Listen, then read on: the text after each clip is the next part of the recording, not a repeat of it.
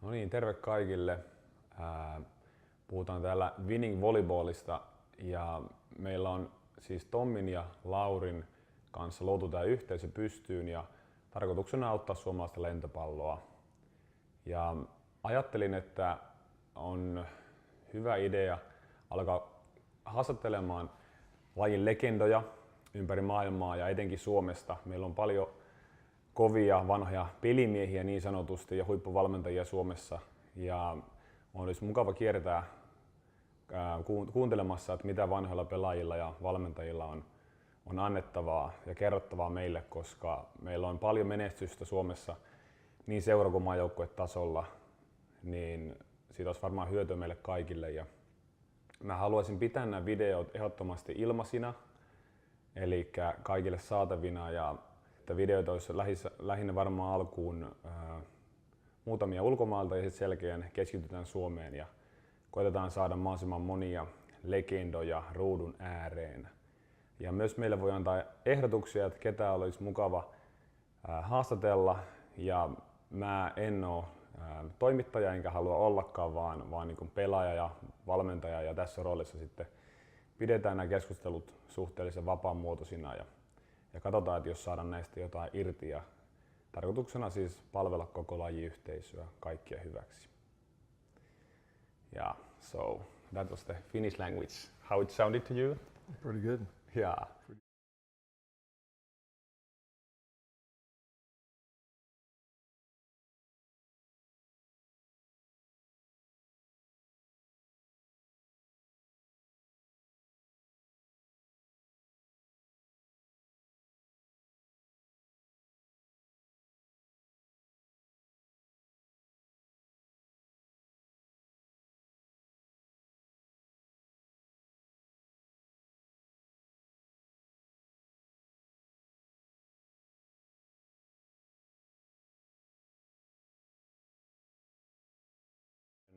What if we start with a little bit of your career and stuff? So can you tell? I don't know how much Finnish people. Some of them know for sure, but can you tell a little bit what has been going on and where have you been and what you have been doing? Well, I just retired, and I'm going to go and help coach teams, but I just finished my last year at Notre Dame. We were here 3 years, and the team made a lot of progress, and the team got better. Before that, I was at Washington for 14 years, and we had a good team, a good run those 14 years.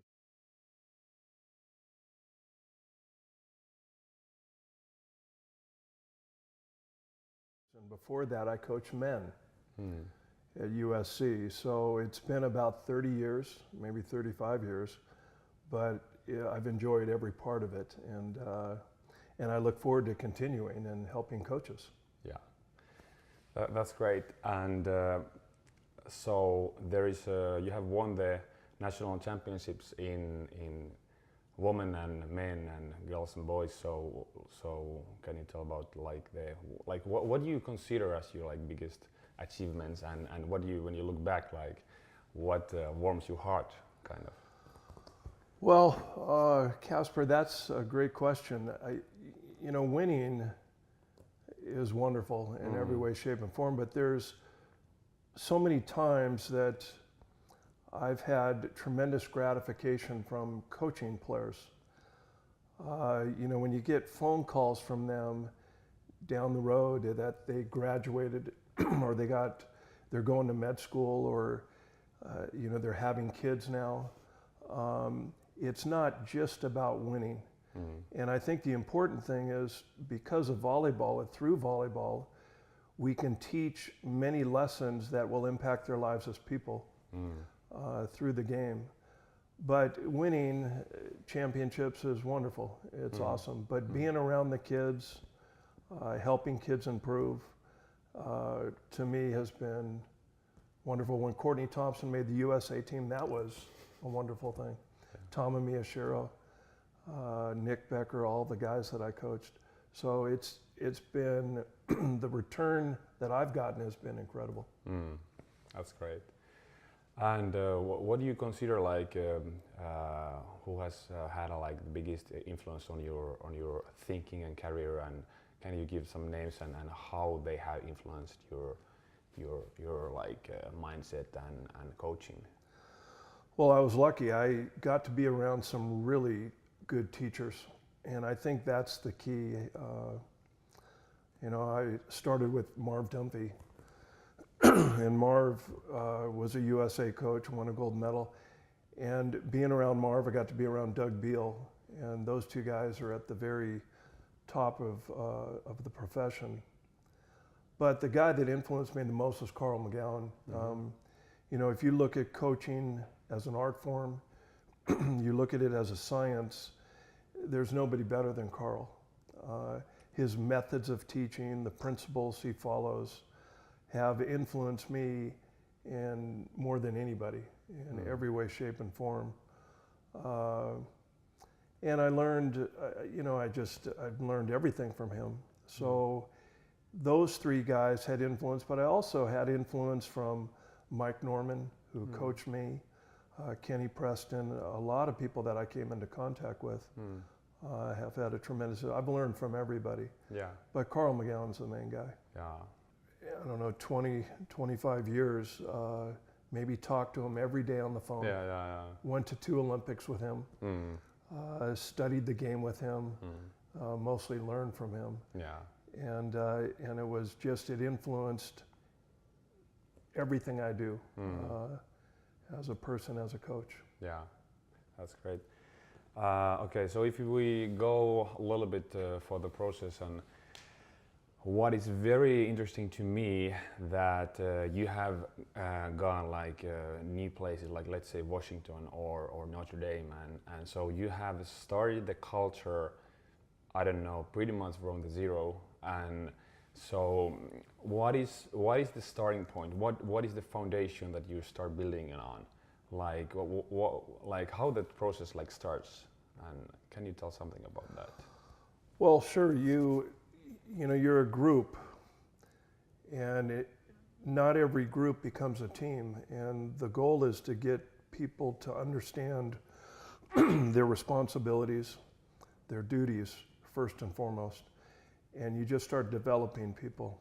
You got to get people to start thinking the right thoughts, and get them about thinking about becoming a teammate and how a teammate behaves and can impact the group.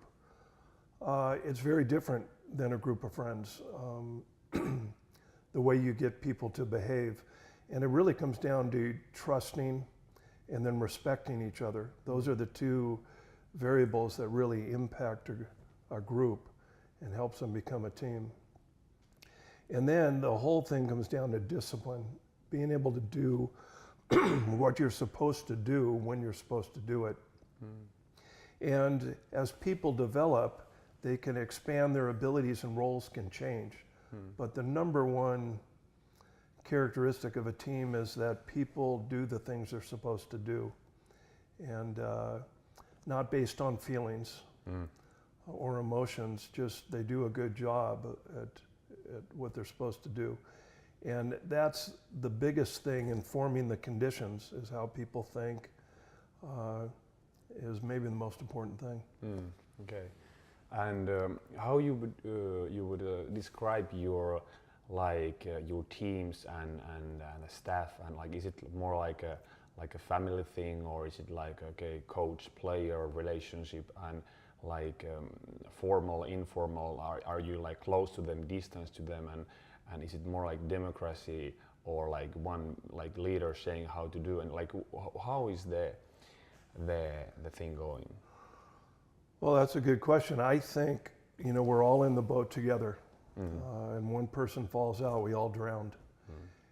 And so the single most important element in the success of any team is the quality of the relationships, the trust and the respect.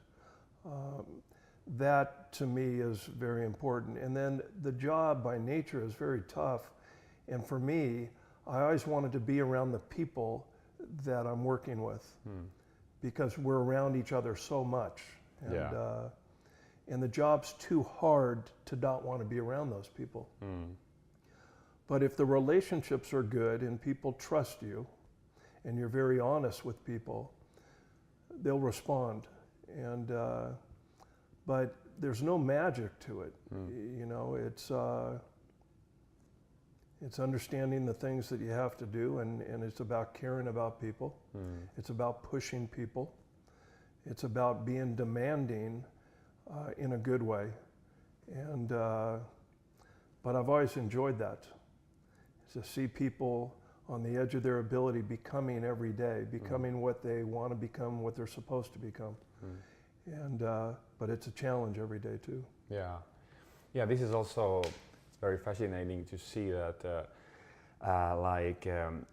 when you demand a lot and you push the team and the players, it's like it's actually caring, like and so that it's not like, okay, that coach is being mean or something. Like, I think that's pretty crucial to understand for the all players, right? For sure. And you know, I ask our players all the time, who was their favorite teacher when they were younger?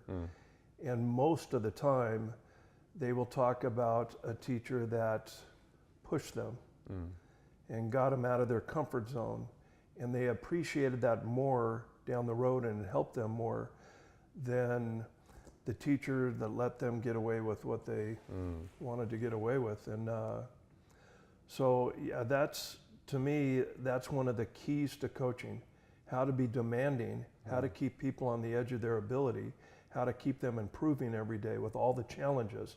And challenges are good, problems are good. An example is I coached a young lady named Nat Johnson, and she was wonderful in every way, shape, and form. She came to practice early, she left late, she worked extremely hard, but she wasn't improving. And I told her that, and it was very hard for her to hear. But she challenged herself in a greater way.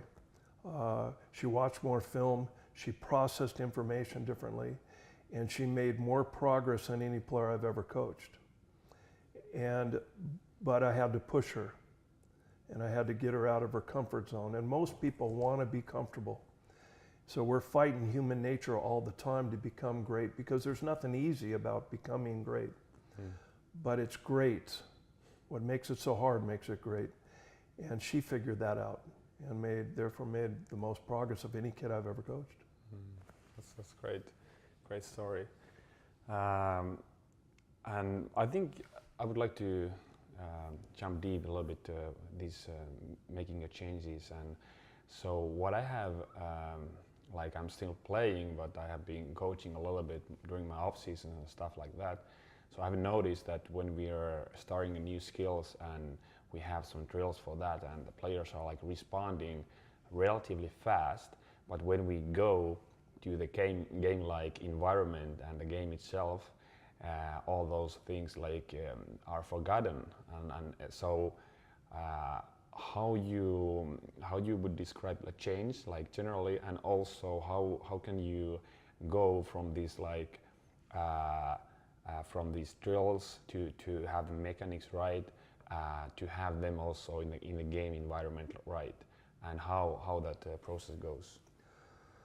That's a good question. It takes time for people to develop these habits, and you have to do them in different segments of training. You know, you go through a cognitive phase where you're teaching them the very basics, and you move into autonomous phase where you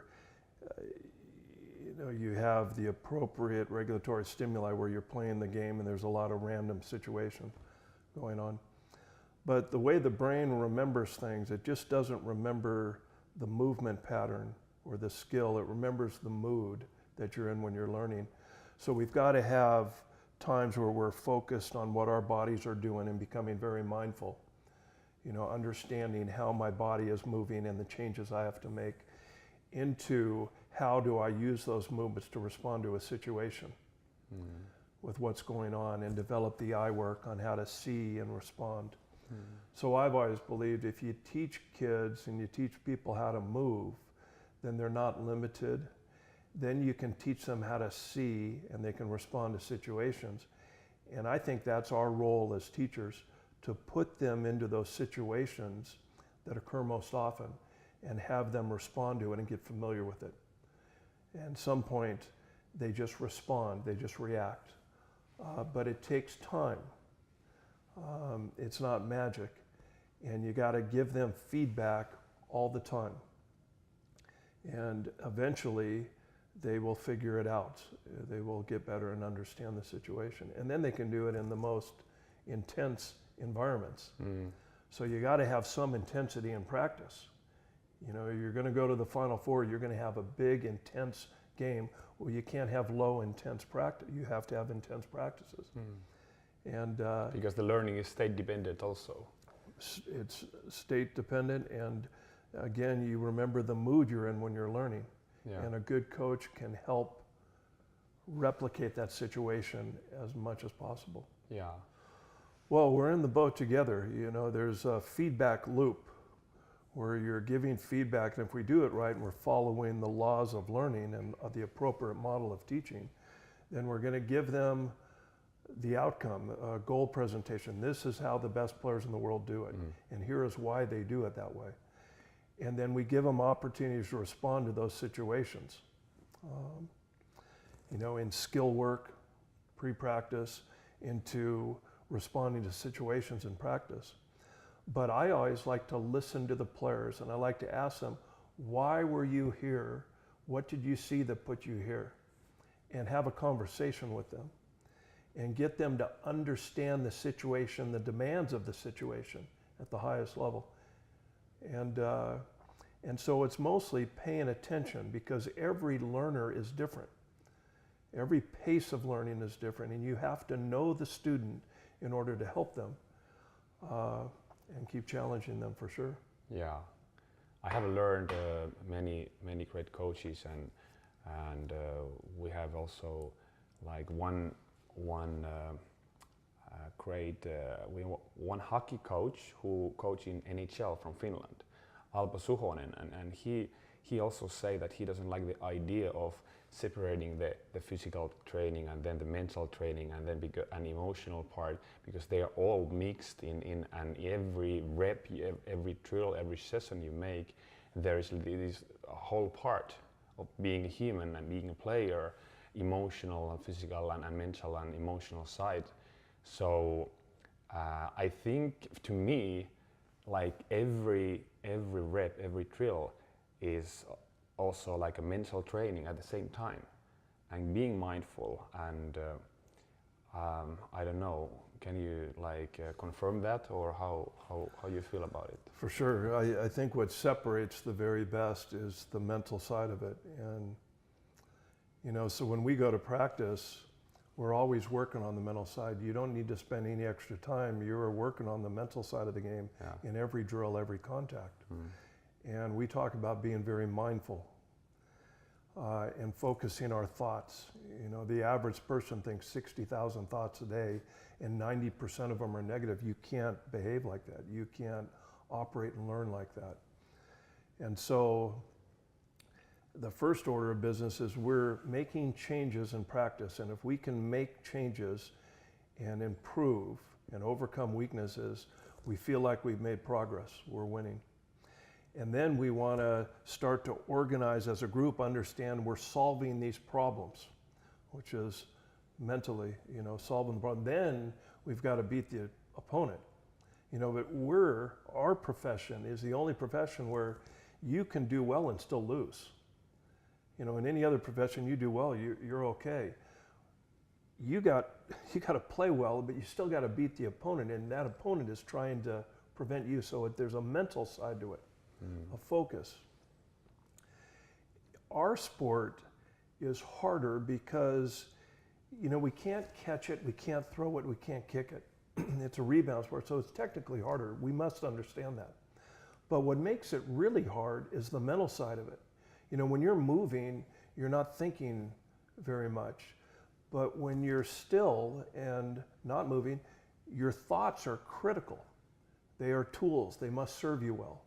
And that one thought could have a tremendous impact on the next play, or it could have a devastating impact on the next play, just how you think. So the key is you must learn how to control your thoughts, because they are your thoughts. And the best players in the world can control their thoughts, which impacts how they play. I see that in any sport. So we are always working on the mental side of the game and how to respond emotionally. If your thoughts are good, then your emotions are going to be good. So it's the key thing. It's not just a skill, it's a mental skill, physical and mental. Yeah, and there is like it's been said that okay, when you're in the training session and you're making changes and you're mindful about it and you try to change something, and then when you play, you just play with the empty head kind of, and you go for it and like this. So is it that black and white, or like is it the same kind of mindset that you should have in the game and the training, and also how it relates to this idea that there's a teaching phase in the training, then there's a competing phase, and how that thinking and also the performance of the individual goes in the training versus the game and the idea. So I don't know if you get my idea. I think so. You have segments of practice where your brain is going to work differently. Yeah. Maybe early in practice when you're getting, we call it tutoring, small group tutoring, and we're getting a high volume of repetitions in a situation. You can think about what your body is doing. And then we must play the game because you learn from the game. And that should be the largest part of your practice. Then you're responding to situations and you're thinking about, I'm inside, I have one blocker, and you're not thinking about what your body's doing. And so I think that's what you're asking. Yeah. But you must have the emotions, because everything that happens in a training session will happen in the game. Kids must understand that. And so if you let a ball fall or you don't go for a ball, those habits are going to stay with you in a tough situation, in a match. So you must train with the intensity and the demands as close to possible as a game. But change, I hear so often how change is so tough. I don't think it's that tough. In fact, with most athletes, if you can get them to start performing the habits, the feelings will come. A lot of people want to have these feelings before they change. If we just start focusing on changing the habit, the feelings will come. And then they look at it and say, boy, that was easier than I thought it would be in making the change. But it's a process and it takes time and it's not magic. But eventually the kids will get it. If we put them in the right conditions and give them good feedback and some good activities, they will improve and get better.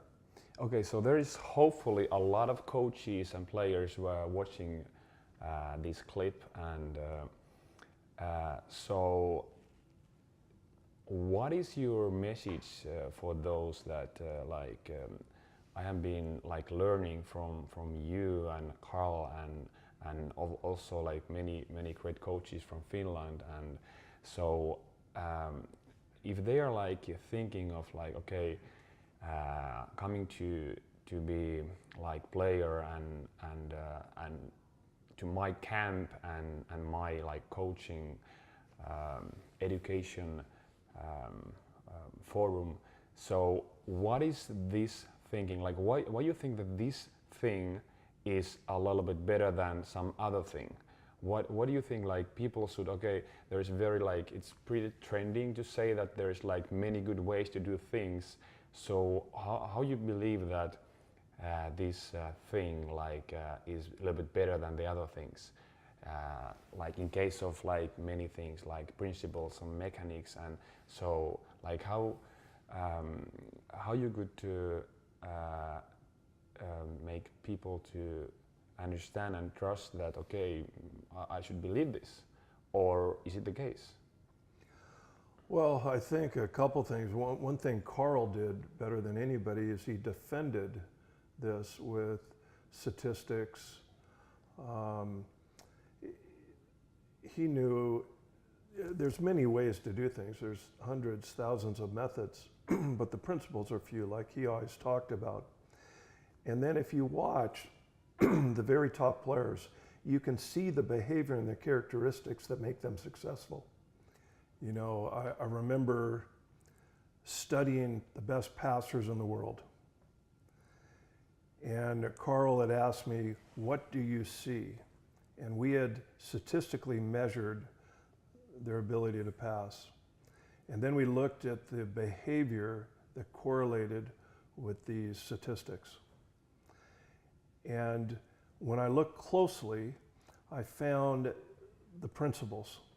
Simple movements are better than complex movement. The simpler the movement, the more repeatable it is. I saw that with every great passer I've ever watched. But I don't see that with all the kids. I see so many variations in all this movement and complex movement. The arms and hands adjust best to unexpected events. Not the feet, but the number one thing I hear coaches talk about is move your feet. Yeah. And then if you understood the third principle, the ball only knows angles. The angle of incidence is equal to the angle of reflection. The most important thing is to set the angle. If you understood those principles, then you could develop the methods and the drills to help somebody get better at that skill. And so that's what Carl taught me. And he did that with all the skills. He did it with systems. And he supported it with science. He supported with math. He supported with all the, the laws of learning were right there in front of me. And then just being in the game more, I had tried all the other skills. Yeah. I tried everything. I was flying by the seat of my pants. Until I knew the principles, I became a better coach. Mm-hmm. So going into your next question, I want to just help coaches understand that. I think there's many ways, but there's got to be a right way or a better way to do things. Yeah. And so I want to help coaches understand how to help students. Not just the skills, but how to develop the skills through the drills and the activities. And how to run a practice. Yeah. How to manage a drill. What to look for. How to develop a coaching eye.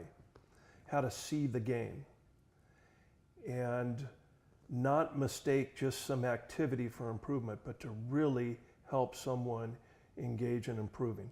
And that's the foundation of everything I've ever done, is just we control that. We don't control winning and losing. Yeah. You know, people watch us. People read an article and they think they know what we do. Oh, they don't know the number of hours it takes to become a great player. And specifically, how to teach someone to become a great player. So I love that part of it. And I want to help coaches to develop players better. Yeah. So one day you have to come to Finland also to see and help us. You invite me to Finland, I will be there. Yeah, that's great. So, yeah, maybe we could see a little bit more this that it's been said that the game teaches the game, so we have to play a lot. And then on the other hand, players need also a lot of opportunities to respond. So we need also repetitions. So how you balance with those two, and how it goes for the designing the training sessions? Sure, and it starts first with you have this group of people and you identify 3 or 4 areas that you must make improvement in, and you have to understand what is important. You know, passing and serving are critical. Those, we call them big rocks, and those are 2 of our big rocks every day. And so we like to start practice with those activities, primacy, recency, and we like to end practice with those activities. And then there's some subtle variations to the drills as we develop this team. But it generally, the kids come in from school or they come in from work or wherever they come from, and they start to get ready mentally and emotionally to improve and learn. And so we have a whiteboard, and it has all the activities. We script everything we do. It takes about 2 hours to script a practice, and then it takes about 2 hours and 15 minutes to run the practice. And then we're going to watch practice. So there's a lot of time that goes into it. But that's what good coaches do. Yeah. They don't wing it, everything is planned out. And they come in, they read the board, and they look at their individual routines, and they start to prepare and get their mind and their body ready to work. And then we have a skill warm-up where we come together and we touch the ball. And we're getting lots of contact as our bodies are warming up. We don't run around and do push-ups and sit-ups and waste a lot of time. It's a gradual warm-up, but we're constantly, continuously working on our skills. And then we start measuring things. What gets measured gets managed, what gets managed gets done, and we believe that. And then we go through the different segments of practice. We like tutoring. We like to have the outside hitters working on their movements, working on their toolbox, their shots. We have the middles working, and we get a high volume of reps. And then we start to build the group together where we're playing the game, because you learn from the game. But we have an emphasis.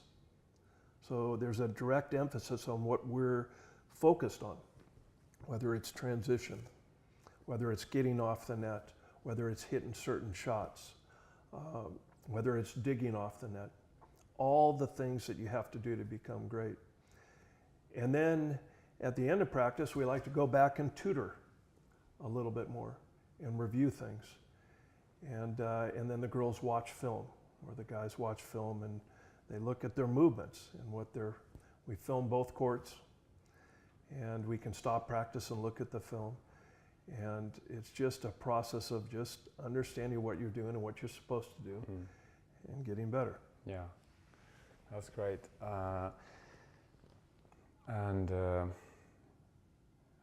There is like when you start something, like there is like you have to put everything in place, but bit by bit when the process goes forward, is it the case that the players, they can start taking more responsibility and to being leaders also, and also distributing the same ideas to other players? And I have seen also that when you run like summer camps, your players are there coaching also. So is it the case that when you have been like many years in the same place, we have also some great coaches in Finland who have been in the same place many years, and they have created a culture there, and then I don't know, is it the right way to say that maybe in some cases the coach is a little bit less needed because the players are already like starting to be independent and they are going. Of course, you always need feedback, you always need a coach, but is it a little bit this kind of method that the players are getting a little bit more like and less dependent on coach and starting to things also like by themselves? Absolutely, Casper, you're right on. You start coaching and there's two forms of discipline. There's the discipline we put on them with some force and pressure to put some demands on them. But then you start to become a team, and your players take on that discipline based on a great sense of responsibility, that they understand what they're supposed to do and they do it with great responsibility. Those teams are the teams that have been the most successful in terms of winning, in tough conditions, and the teams that I've had that were most successful had a great sense of responsibility themselves. We are there to help them. They're the players, you're the coach. You're there to help them become what they want to become. And improvement, as they improve, it becomes addictive. They want more, and you can continually help them, but they take a responsibility to come to you. And that's maybe the greatest satisfaction I've had as a coach, being able to help somebody that really wants to become great. Yeah. Okay, and then in the end I would like to also go for this leadership part and character and behavior. So when you are like recruiting, is it the way that like how much you emphasize also the mental side and like of course like it's wrong to say only like mental side, but the player is always like a human being with everything, but like how you build, like what kind of, do you want like different personalities to the team, and like what you're looking for, or is it just like, okay, I want good volleyball players and then the character will grow by the culture we have, or what kind of process it is? Well, I think, you know, everybody has ability and they must meet the threshold in terms of physical ability to play at a high level. But then it really comes down to these intangible things, this determination, this will, you know, and then I think it's about having a heart, a big heart, and that keeps you determined, and that also allows you to help make other people around you better. You have a higher understanding. You look for people like that, and you want to develop people like that. And then the kids go through a process of knowing what they're supposed to do, but knowing's the easy part, doing it is the hard part. And so we must teach them how to do those things.